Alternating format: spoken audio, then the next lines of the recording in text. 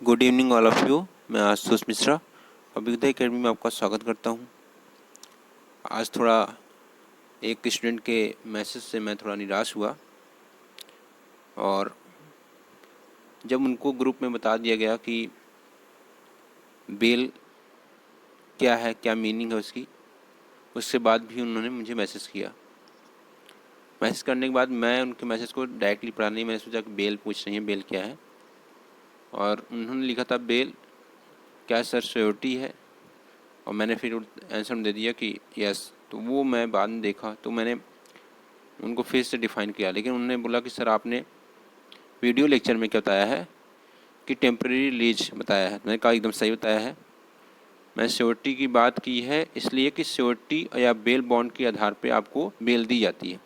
तो मीनिंग तो है नहीं, उसकी मीनिंग नहीं है। देखिए, जब भी किसी व्यक्ति को गिरफ्तार किया जाता है, अरेस्ट किया जाता है, तो दो प्रकार से गिरफ्तार किया जा सकता है किसी व्यक्ति को। या तो वारंट के माध्यम से, कोर्ट वारंट जारी करे उसके माध्यम से, और या तो पुलिस ऐसे मामलों में जो कॉग्निजेबल हैं उनमें बिना वारंट के गिरफ्तार कर सकती है। ठीक है, गिरफ्तार व्यक्ति जो अरेस्ट हुआ है व्यक्ति पर्सन, उसको यह किसी किसी जो जमानती हैं, बेलेबल ऑफेंस हैं, उनमें उसे क्या मिला है, उसे अधिकार है, राइट है कि वह बेल ले सके। वह बेल किससे मिलेगी? वह बेल मिलेगी आपको कोर्ट के माध्यम से या पुलिस ऑफिसर के माध्यम से। जहाँ पे बेलेबल ऑफेंस हैं, जहाँ बेलेबल ऑफेंस नहीं है वहाँ पे कोर्ट के माध्यम से दिया जाएगा, वो आपका अधिकार नहीं है। वो निर्णय करेगा कोर्ट निर्णय करेगा, उसका स्वविवेक है कि वह आपको बेल दे या न दे। ठीक है, आपके पिछले रिकॉर्ड को देखेगा, चेक करेगा, उसी आधार पर आपको बेल मिलेगी। अब बेल की मीनिंग पूछ रहा है वहाँ पे, तो टेम्परेरी रिलीज होता है, क्योंकि आप अगर केस चल रहा है और कोई एविडेंस प्राप्त होता है तो आपको तुरंत गिरफ्तार कर लिया जाता है। फिर से कार्रवाई अगर आगे बढ़ रही है ट्रायल के लिए, तो तुरंत आपको गिरफ्तार कर लिया जाएगा और फिर आगे कार्रवाई होगी। तो गिरफ्तारी तो आपकी अरेस्ट बाद में भी हो सकता है, जब केस जो है आगे बढ़ रहा होगा और आपके खिलाफ लगेगा कि आप बाहर रह के किसी सबूत को नष्ट कर रहे हैं, तो आपकी फिर से गिरफ्तारी हो सकती है। ठीक है, तो टेम्प्रेरी रिलीज होता है, कुछ समय के लिए उसको आपको बाहर रखा जाता है। अगर आप अपराध नहीं किए हो, क्राइम नहीं किए, तो आपको प्रॉब्लम नहीं होने वाली है जब तक आपके खिलाफ कोई एविडेंस ना मिल जाए। तो ये बेल की बात कर ली हमने। बेल बॉन्ड फिल करते हैं या सिक्योरिटी के आधार पे। देखिए, वहाँ दो ऑप्शन होंगे, एक सिक्योरिटी आपने देखा होगा, एक टेम्प्रेरी रिलीज होगा। सिक्योरिटी बेल बॉन्ड के माध्यम से ही, सहमति के माध्यम से आपका सिग्नेचर कराया जाएगा। एक बेल बॉन्ड या एक पत्र होगा जिसमें सहमति आपकी साइन होगी कि आप बेल ले रहे हैं और बॉन्ड के रूप में कुछ जमा कर रहे हैं। कुछ ऐसी चीज़ें आपसे जमा कराई जाएंगी जो सिक्योरिटी के रूप में होगी। तो सिक्योरिटी यहाँ पे उसकी मीनिंग नहीं होगी। BHU एंट्रेंस एग्जाम ने माना होगा तो बात अलग है। एंट्रेंस एग्जाम की आंसर की जो है मुझे हरदम डाउटफुल रही है, कुछ क्वेश्चन चैलेंज भी किया है मैंने हरदम। तो मैं पहले बता देता हूँ कि इस पर अगर डाउट है आपको, जहाँ भी डाउट होता है, वो आप अगर टीचर की बात नहीं मानते तो कोई दिक्कत नहीं है, वो आपकी मर्ज़ी है। आप सिक्योरिटी ज़रूर लगाइएगा अगर आपको लगता है कि टेम्प्रेरी रिलीज नहीं है। ठीक है, आप लगाइए, मुझे कोई टेंशन नहीं है। हो सकता है BHU सही मान ले आपका सिक्योरिटी, क्योंकि BHU के सभी टीचर तो उस हिसाब से नहीं सोच रहे होंगे जिस हिसाब से मैं पढ़ रहा हूँ या समझ रहा हूँ उस चीज़ों को। ठीक है, क्या वही बनाते हैं पेपर? मुझे नहीं लगता, टीचर ही बनाते हैं उस पेपर को। लास्ट ईयर पेपर भी उसमें से कॉपी किया जाता है, कॉपी पेस्ट किया जाता है, और आंसर भी वही मान लिया जाता है। तो कभी चेंज ही नहीं होता आंसर, सेम वही आंसर हरदम रहता है। तो ये सब दिक्कतें BHU की हैं। तो टेस्ट 11 की बात करते हैं। टेस्ट 11 में इंडियन क्वेश्चन का हुआ था 14 क्वेश्चन है। यहाँ पे मैंने एक क्वेश्चन जो है मिस कर दिया है। 14 क्वेश्चन है, 42 मार्क्स के हैं और आपके 12 मिनट्स मिले हुए थे। ठीक है, अब बात करते हैं, स्टार्ट करते हैं। पहला क्वेश्चन है, पहला क्वेश्चन आपके सामने है, भारतीय संविधान के किस अनुच्छेद में विधानमंडल का सत्र नहीं चल रहा हो उस दौरान आवश्यकता पड़ने पर राज्यपाल अध्यादेश की शक्ति का प्रयोग करेंगे? किस अनुच्छेद में दिया है? तो वह आपका अनुच्छेद ऑप्शन नंबर 3 सही है।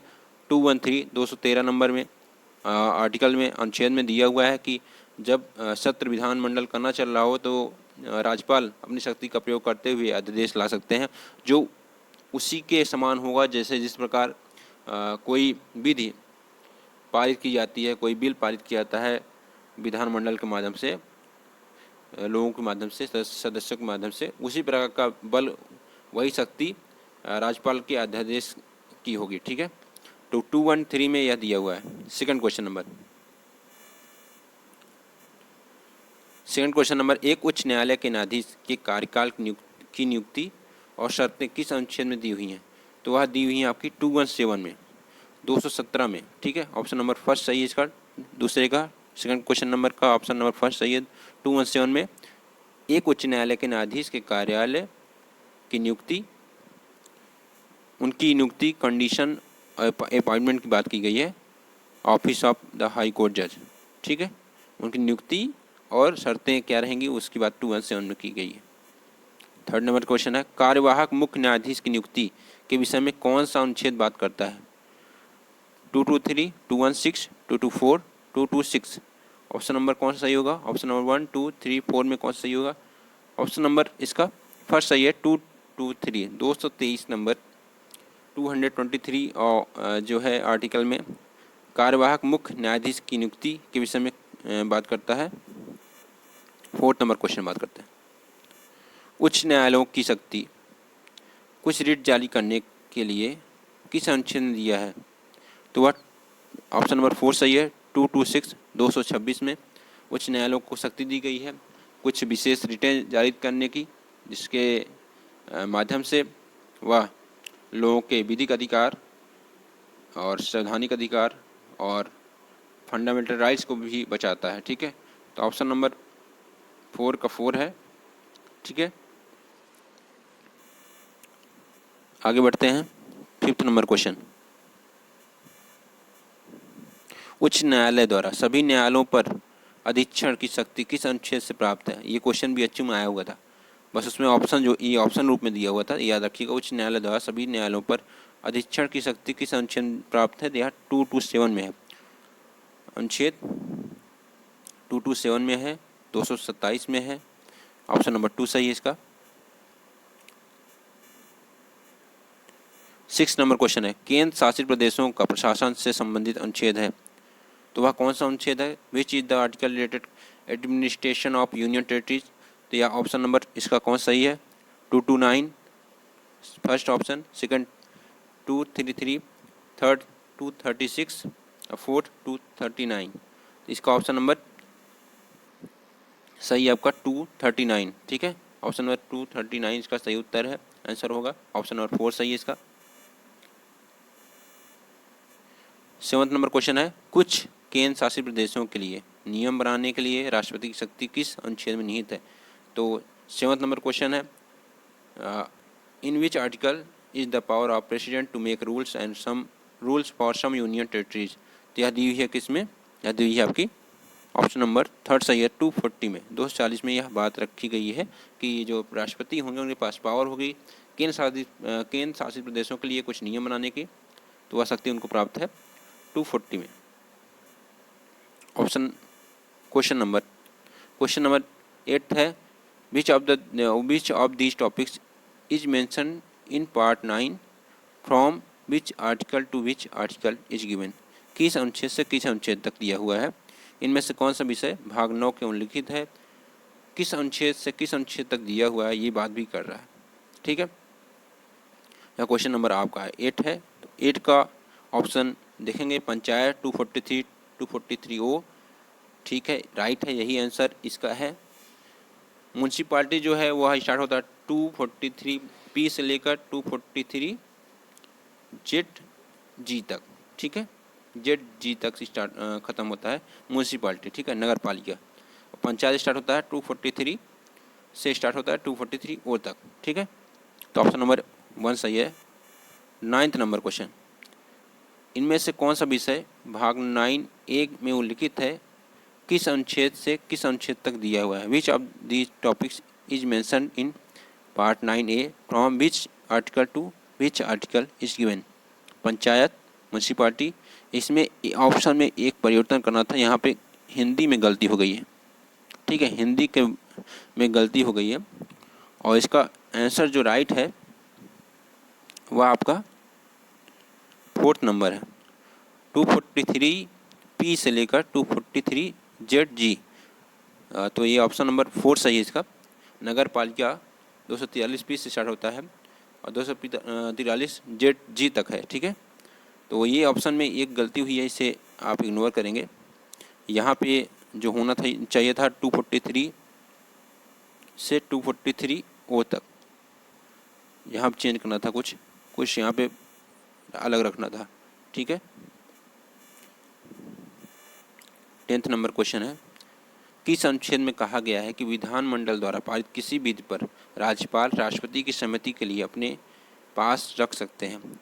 तो ये 200 में दिया गया है कि कोई विधानमंडल विधि बनाता है और उस विधानमंडल द्वारा बनाए गए विधि को राज्यपाल जो है राष्ट्रपति की सहमति के लिए भेज सकता है, ठीक है। ये 200 में, आर्टिकल 200 में दिया हुआ है। ऑप्शन नंबर 1 सही है। 11th नंबर क्वेश्चन है, अनुच्छेद 233 किस विषय पर बात करता है। तो आपका अनुच्छेद 233 what does article 233 talks about. Option number 1 है अधीनस्थ न्यायालयों के नियंत्रण में। सेकंड है जिला जजों की नियुक्ति। 3rd नंबर है हाई कोर्ट के जजों की नियुक्ति। और 4th नंबर है उच्च न्यायालयों को कुछ रिट जारी करने की शक्ति है। तो 4th नंबर तो एकदम कन्फर्म नहीं होगा, 3rd नंबर भी नहीं होगा, 2nd और 1st में आपको डाउट हो सकता है, ठीक है। या क्वेश्चन नंबर आपका 11th है और यह अधीनस्थ न्यायालयों पर नियंत्रण संबंधित जो हाई कोर्ट की पावर है वह बात करता है। ऑप्शन नंबर 1 सही है इसका, ठीक है। ऑप्शन नंबर 1 सही है इसका, 11th का 1st। 12 क्वेश्चन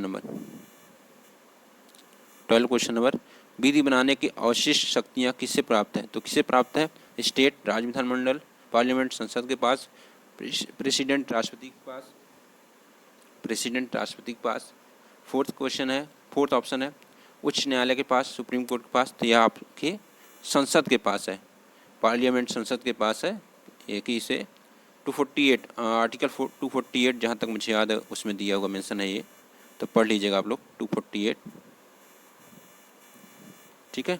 एक बार जरूर पढ़िएगा। 247 या 248 मैं श्योर हूँ कि वही ऑप्शन सही होगा, उसमें पार्लियामेंट को पावर दी गई है। 13 नंबर क्वेश्चन, राष्ट्रहित में राज्य सूची में एक मामले के संबंध में कानून बनाने के लिए संसद की शक्ति है। यह दिया हुआ आपका ऑप्शन नंबर 4 सही है। 249 आर्टिकल 249 दिया हुआ है।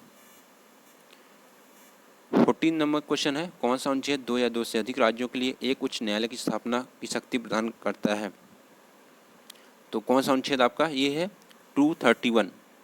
ऑप्शन नंबर 1 सही है इसका, 231 231 नंबर ऑप्शन 1 सही है। इसमें 2 से या 2 से अधिक राज्यों के लिए उच्च न्यायालय की बात करता है, स्थापना की बात करता है।